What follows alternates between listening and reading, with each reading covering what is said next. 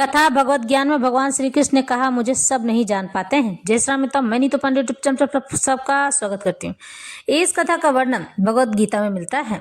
भगवान श्री कृष्ण अर्जुन को बहुत से ज्ञान देते हैं। उन ज्ञान में ये भी सम्मिलित था कि अर्जुन भगवान श्री कृष्ण पूछते हैं कि हे प्रभु, ईश्वर कौन है और ईश्वर को कौन लोग जान पाते हैं। तो भगवान श्री कृष्ण कैसे कहते हैं अर्जुन से, हे अर्जुन, मैं स्वयं परब्रह्म हूँ, मैं ही ईश्वर हूँ और मैं ही यह सृष्टि चलाता हूँ। मैं इस सृष्टि का लालन पालन करने के लिए 3 रूपों में अपने आप को विभक्त करता हूँ। क्षीरोदक साई विष्णु, कर्णोदक साई विष्णु और गर्भोदक साई विष्णु। क्षीरोदक साई विष्णु जो क्षीर सागर में माता लक्ष्मी के साथ विराजते हैं।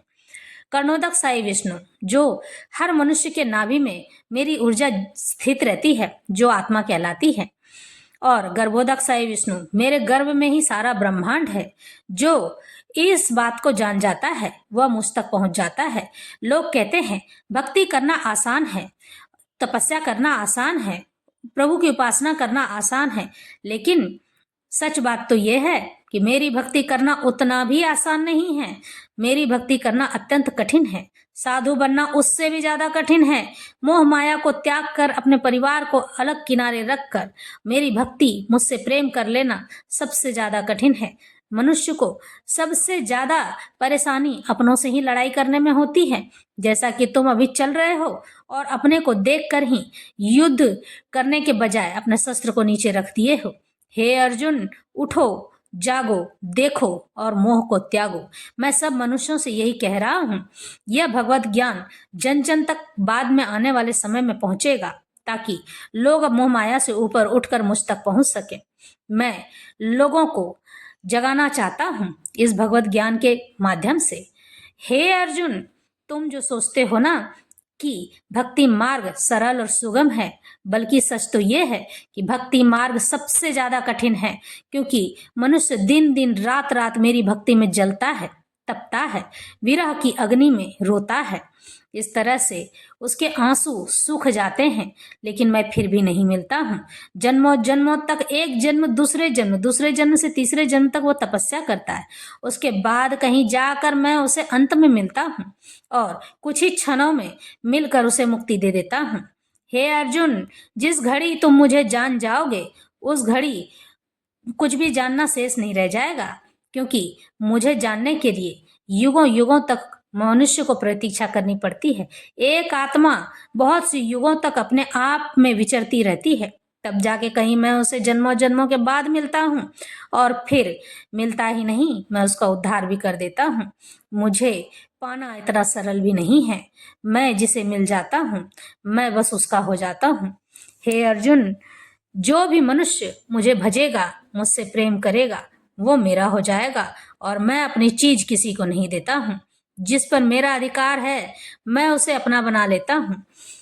ज्ञानम ते अहम सविज्ञानमिदं वक्ष्याम्य शेषतः यज्ञात्वा ने भूयो अन्य जिज्ञातव्य मवशिष्यते।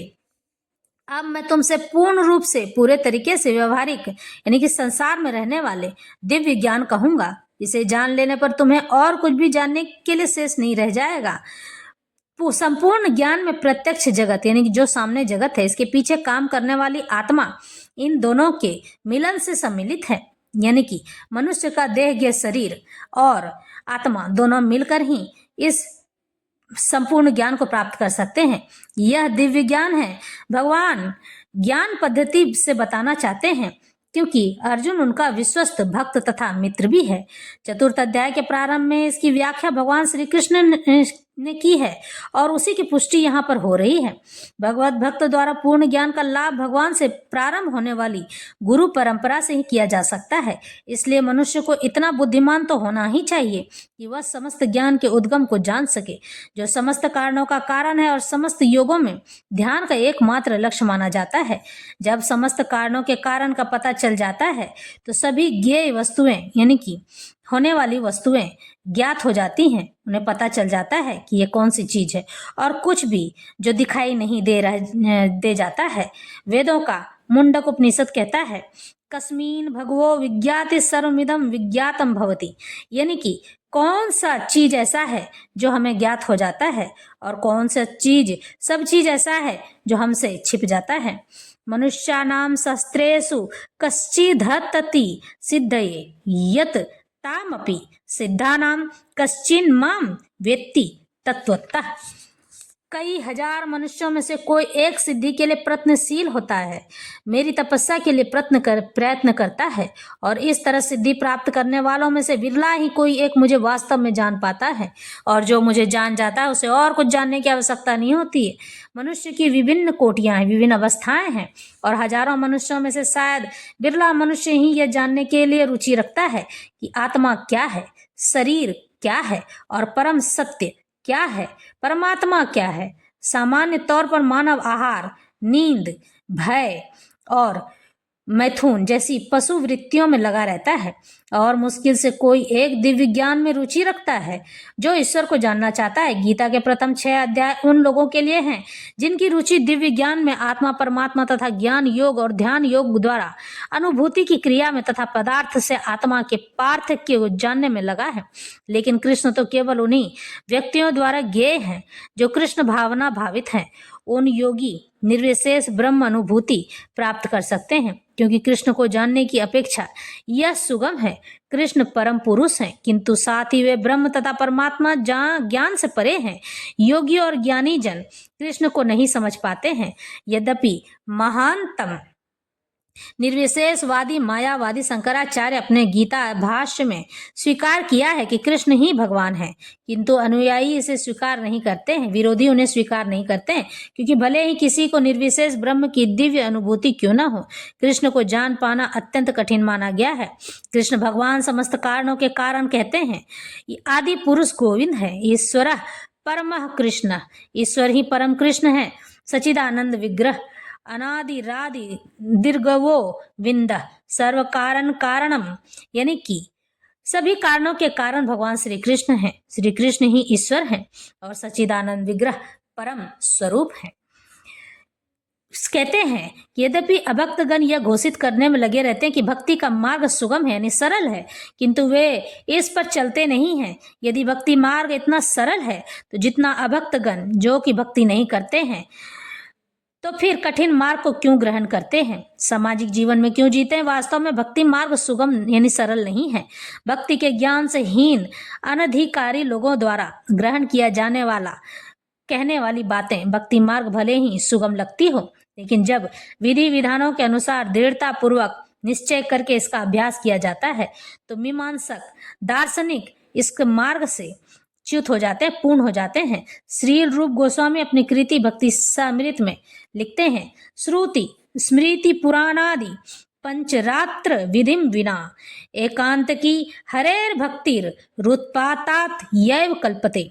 वह भगवत भक्ति जो उपनिषदों, पुराणों तथा नारद पंचरात्र जैसे प्रामाणिक वैदिक ग्रंथों की अवहेलना करती है, समाज में व्यर्थ ही अव्यवस्था फैलाने लगती है। ब्रह्मवेता, निर्विशेषवादी या परमात्मावेत्ता योगी भगवान श्री कृष्ण को यशोदानंदन या पार्थ सारथी के रूप में कभी नहीं समझ सकते हैं, क्योंकि जो लोग उन्हें छोटे रूप में जानना चाहते हैं या प्रेम के रूप में जानना चाहते हैं, वो ईश्वर को कभी नहीं जान सकते हैं कि वो केवल ईश्वर से प्रेम ही कर सकते हैं। कभी कभी बड़े देवता भी कृष्ण के विषय में भ्रमित हो जाते हैं। मुहांति यत् सूर्य मातु वेद न कश्चन, भगवान कहते हैं कि कोई भी मुझे उस रूप में तत्व नहीं जानता जैसा मैं हूँ, और यदि कोई जानता है स महात्मा सुदुर्लभ, तो ऐसा महात्मा बिरला होता है, अलग ही होता है। अतः भगवान की भक्ति किए बिना कोई भगवान को तत्वतः नहीं जान पाता है, भले ही वह महान विद्वान या दार्शनिक क्यों न हो। केवल शुद्ध भक्त ही कृष्ण के अचिंत्य गुणों को सब कारणों के कारण रूप में, उनकी सर्व शक्तिमत्ता तथा ऐश्वर्य, उनकी संपत्ति, यश, बल, सौंदर्य, ज्ञान तथा वैराग्य के विषय में कुछ कुछ जान सकता है, क्योंकि कृष्ण अपने भक्तों पर दयालु होते हैं। ब्रह्म साक्षात्कार की वे पराकाष्ठा है और केवल भक्त